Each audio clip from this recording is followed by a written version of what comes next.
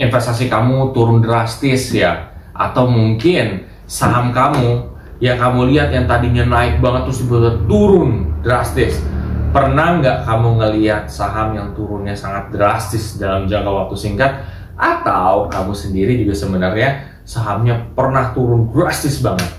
Nah, aku di sini bakal coba cerita pengalaman pribadi aku, bagaimana cara aku menghadapinya dan gimana sudut pandang aku juga. Oke, jadi kita mulai dari sharingan aku atau ceritaku juga. Ya harapannya ini bisa memotivasi teman-teman semua yang sekarang lagi ada di dalam fase seperti ini. Seperti yang kamu tahu sekarang ada perang ya di Timur Tengah juga yang menyebabkan salah satu saham kita juga gejolak. Salah satu sih, beberapa saham kita gejolak juga. Nah ini apa ya, mungkin membuat teman-teman semua yang tadinya ngelihat sahamnya naik banget terus turun drastis ya. Nah gimana sih sudut pandang aku? Nah jadi kalau misalkan kita mulai dulu dari misalkan kamu lihat penurunan yang sangat drastis. Kalau penurunan yang sangat drastis, kalau aku pribadi, aku tuh sering banget ya selama ya mungkin 9 tahun kali ya, ini pengalaman di saham aku ya. Itu apa ya, ketika ngelihat penurunan kayak gitu, awalnya sih panik ya, awal panik loh. Cuman makin lama makin tahu kan bahwa ya yang bagus aja juga turun nih.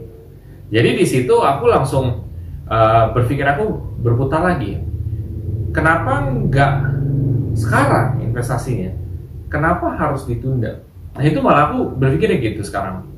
Sebelum-sebelumnya tuh aku pernah waktu awal tuh takut ya dalam investasi. Akhirnya aku aplikasinya aku delete investasi tersebut, saham tersebut, aplikasinya. Terus 1 tahun kemudian aku buka, ternyata profitnya gede. Ya padahal waktu itu turunnya sekitar 30%. Aku panik. Ternyata 1 tahunan lebih hasilnya segitu. Ya di situ itu salah satu trik. Cuman aku juga punya pengalaman di mana ya ketika turun kayak gitu aku pantengin terus. Bahkan setiap ada pemasukan gitu ya dari gaji ya, itu disisihin. Dari turun itu terus aku beli. Sampai akhirnya pas perlahan mulai naik aku tetap beli gitu. Terus ternyata di tahap dimana harga rata-ratanya tuh udah murah banget yang aku dapat. Karena kan aku beli di bawah terus kan. Jadi harga rata-rata aku nih pembelian itu murah. Udah di atas, wah hasilnya di situ kelihatan banget sih, enak banget gitu ya. Nah di situ baru nikmatnya investasi itu di situ teman-teman. Jadi apa ya, ketika misalkan lagi turun kayak gitu, justru aku malah rutin tuh dalam investasi karena aku yakin hasilnya bagus juga di kedepan hari.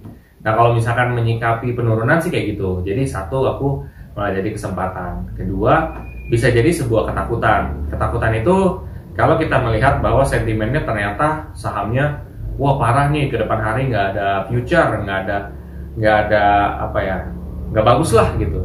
Ya jangan masuk teman-teman. Pokoknya kalau yang volatilitasnya terlalu besar dan kita masih pemula, aku sih saranin jangan masuk gitu.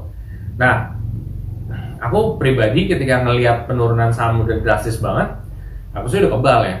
Dan emotionally aku juga udah nggak yang gimana-gimana. Kalau teman-teman aku yang masih muda mungkin ya dia khawatir lah, aduh aku bakal kehilangan segini, aduh aku bakal kayak gini. Ya aku jujur nggak peduli, karena pada dasarnya ya satu harus pakai uang dingin, kedua itu ya aku udah tahu gitu ke depan kayak gimana gitu.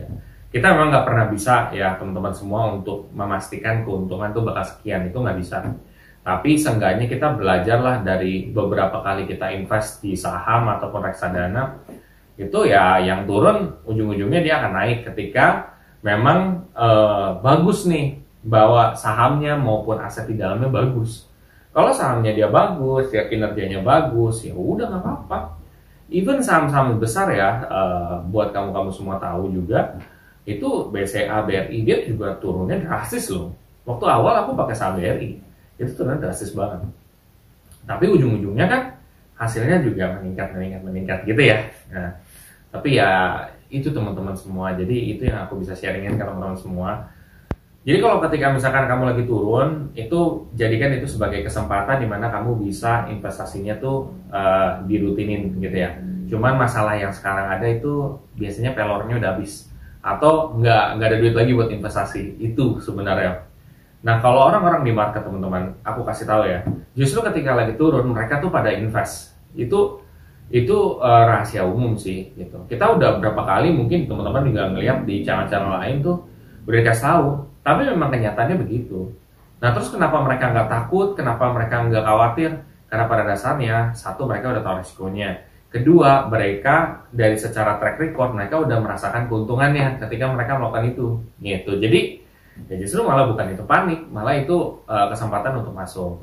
Nah, kalau kamu misalkan nggak mau masuk di saham-saham, itu bisa nggak sih? Bisa aja. Bisa dalam arti gini, saham tersebut emang ke depan tuh nggak ada potensi apa-apa. Ya mendingan jangan masuk, gitu ya. Kalau kayak gitu, mendingan jangan masuk, biarin aja. Dia turun, ya udah turun. Malah bagus dia turun. Tapi ada saham yang dimana dia turun justru itu saat yang masuk. Yaitu di saham-saham yang memang punya laporan keuangan bagus, net income-nya bagus, price to book value-nya dia lagi murah, terus juga sahamnya kamu lihat juga ke depan tuh bisa tinggi. Ya kamu harus belajar kayak gitu sih, belajar kira-kira ke depan nih bagus nggak ya, kira-kira proyek-proyek ke depan mendukung ke sini nggak ya. Nah itu, kalau kamu udah bisa baca situasi kayak gitu, udah enak banget teman-teman dalam berinvestasi. Maupun penurunan atau apa, kamu udah gak khawatir, karena aku pribadi juga gak khawatir sama sekali. Bahkan ya kayak, ya udah, tinggal tunggu waktunya aja dia juga naik gitu. Dan kita fokus sama kerjaan. Aku juga fokus sama kerjaan aku. Masa bodoh deh, mau hasilnya kayak gimana? Kayak gitu teman-teman. Jadi itu yang aku sharingin. Mudah-mudahan teman-teman yang masih pemula juga bisa ambil manfaat nih. Dimana ketika ada saham yang turun, bisa jadi dia kesempatan, bisa jadi dia enggak. Kamu harus cari alasan kenapa saham tersebut bagus kamu invest di saat dia turun. Kalau kamu bisa menemukan alasannya, bla bla blanya, dan itu masuk akal, silakan masuk. Kalau misalkan itu tidak masuk akal, jangan masuk. Ya, dan turun itu bisa kesempatan kita untuk misalkan investasi secara rutin sebenarnya, supaya kita dapat harga rata-rata lebih murah. Oke teman-teman semua, itu tadi mungkin cerita-cerita aku juga dan kisah aku juga. Mudah-mudahan kamu bisa menangkap sebuah intisari dari kisahku juga. Dan seandainya apabila kisah dan ceritaku sangat bermanfaat, kamu coba share aja ke teman-teman dan sanak saudara kamu. Siapa tahu mereka juga merasa bahwa ini sangat bermanfaat konten ini.